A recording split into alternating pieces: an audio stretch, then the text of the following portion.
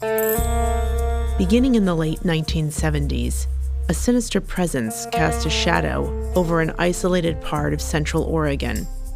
It lurked in the background, ignored or unnoticed. Women, often vulnerable or marginalized, were disappearing. It wasn't until decades later that a reckoning finally came. My name is Noelle Crombie, and I'm a staff writer for The Oregonian.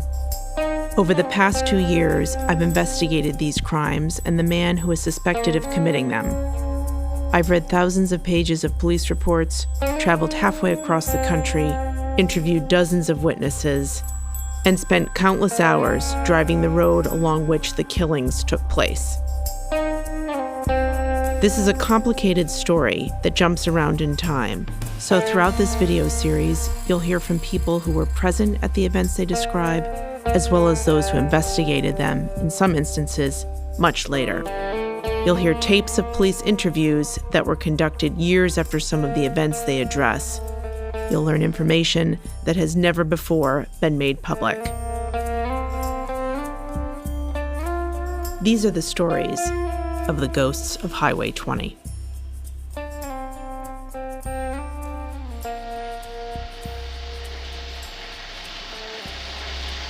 Let me ask you another question then in this area. At any time ever, now think of this carefully, okay, have you gone ahead and been charged with any sex crime, ever a suspect in any sexual crime? Yes.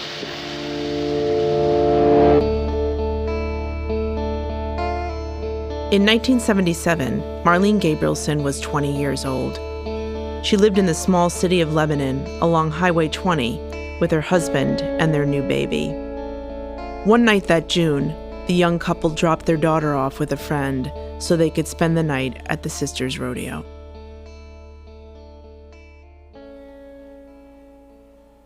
I was underage, shouldn't have been drinking, and I got angry about something. Now I can't remember. So stupid that I just walked off and said, fine, I'm going to go home. She asked around for a ride, and eventually a man with a pickup offered to take her home to Lebanon, about 80 miles away.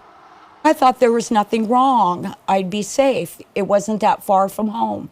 I didn't even look around inside the vehicle. All I knew, it was just a beat-up old truck, and I was going home to my kid. The man with the old truck was John Arthur Ackroyd. Ackroyd was in his late 20s and lived in Sweet Home. He'd recently returned to the area after getting out of the Army and was working for a local welding company, though within a year he'd be employed by the state as a highway mechanic.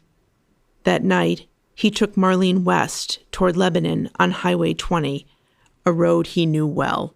I noticed that there was no, covers on the doors. There was no handles and no roll-you-down thing. I sat in the passenger seat and didn't even think, didn't even faze me that this was a trap.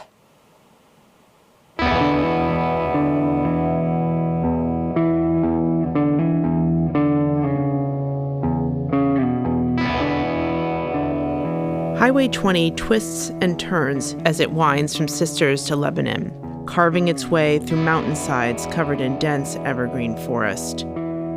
It's a sleepy stretch of road with little development and few landmarks, and it's dark at night. Exits lead to logging roads or campgrounds and quickly disappear into the brush.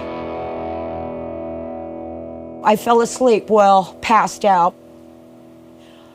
I woke up with my head banging on the seat and the edge of the outside of the truck door. He had grabbed me by my ankles and just yarded me out of there like I was just a rag dolly. And then he picked me up by the back of my neck and my hair and threw me up against this, a little hill. I felt like I was in a hollow because I remember it was beautiful because it was all green and little flowers blooming, little tiny ones. First thing I thought was, how can you be hurt in this kind of beauty? All I remember about it is this girl needed a ride home. She was over at Sister's Rodeo, and she was worried about her baby. She pleaded with me to go ahead and take her home so she can check on her baby. I said, okay. She wanted to pull over, and, she kept sexually advancing towards me, so, I pulled over. We tried to do it. I couldn't get up, and she got all bent out of shape.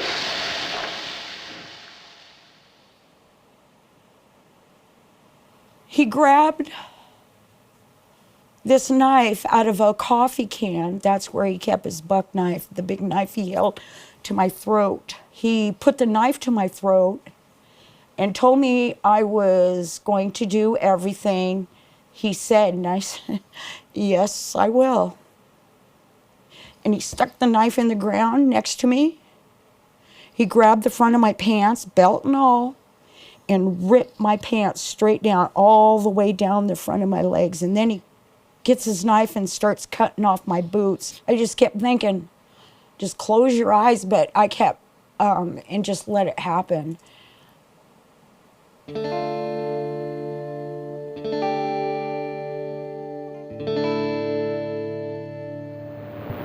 She accused you of having a knife, right, when you raped her. I thought that was... Did you have a knife? There was a knife in one vehicle. What would it look like? The way you see my dad's drive knife. So, what's that? Had a black handle with rock and another color. Did you threaten her with a knife? No. Did you cut her clothes off? No. Tear her clothes? No. Did she? She took her clothes off. Did she tear any of them? Didn't knock there while I was there.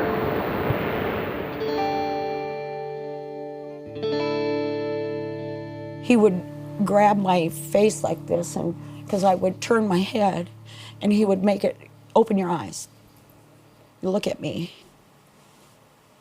Yeah. So I had to look at him. And I did. He got done doing what he wanted, and he kind of stood over me and looked at me, all, standing over me with a hand on his hip, wiping his sweat away. You get treated like that, and you don't even feel human. I just laid there and kind of wanted just to seep into the earth, just take my body and renew, bring new life in, something that's much happier than I am at this moment. He was gonna going toward his truck and getting in keys in his pockets, and I said, okay, she's just gonna leave me here, buck-ass naked. I didn't want him to stay, but I didn't want to be naked out in the woods. I think he started gathering up my clothes, what was left there, because he didn't want to leave anything. My boots and all that stuff he ripped off of me. I just had my jacket on and a little t-shirt top. He goes, now what do I do with you? I go, you take me home. He goes, I don't know. Let me tell you, I was talking real fast, real low, and real sweet. Because evidently I wanted to live. I had a brand new baby and a new husband.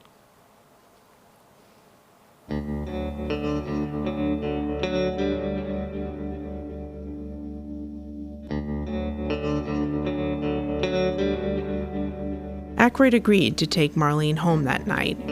Her jeans had been torn during the rape, so he gave her a pair of dirty pants.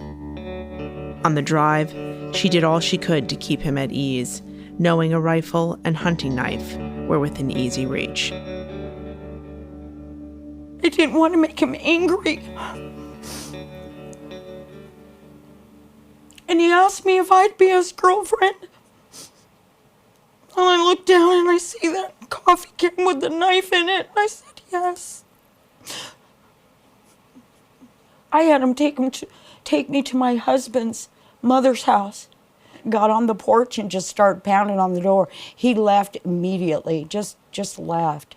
She goes, "Oh my God, what happened to you?" I had bushes, twigs in my hair. She goes, "You need to get in the bathtub right now." And I said, "No, I can't get in the bathtub right now. I've just been raped." She wanted me to wash him off.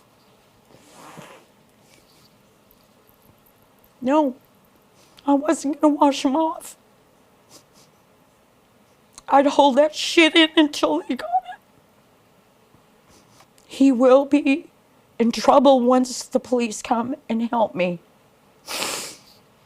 I did go to the hospital and had a rape kit done. Then I took my shower.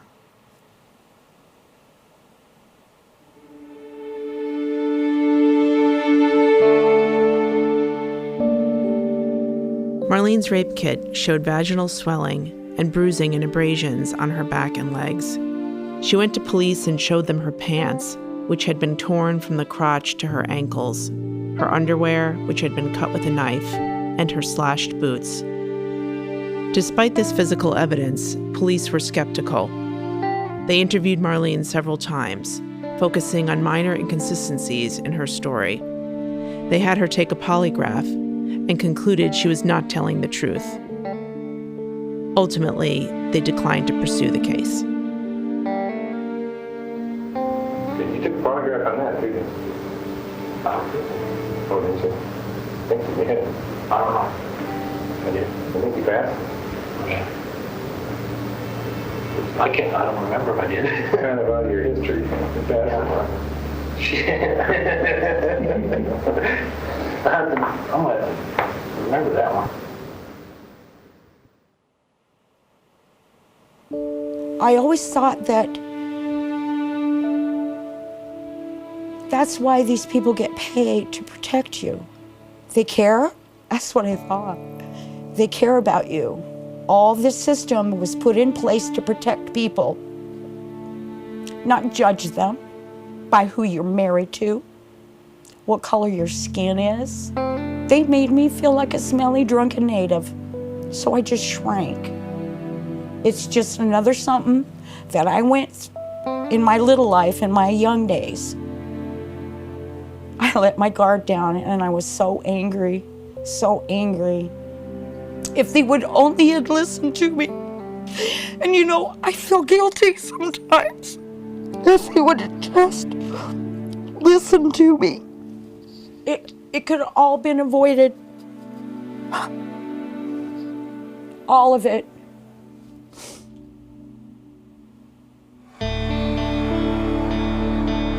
Marlene was a vulnerable young woman whose assault by a stranger should have provoked outrage and a demand for justice. Instead, her account was disbelieved, deepening her sense of trauma. The implications of law enforcement's failure to believe Marlene and aggressively pursue Ackroyd would be felt along Highway 20 for decades. She was his first known victim. Maybe, if police had listened to her, she would have been his last. The deputy stopped in and told me that she had went down and brought charges of rape against me, which was a shock, you know. And they said they're investigating it. And I talked with the deputy a couple times, and he said, "Don't worry about it." He said, "This probably will not come to court." All charges was dropped.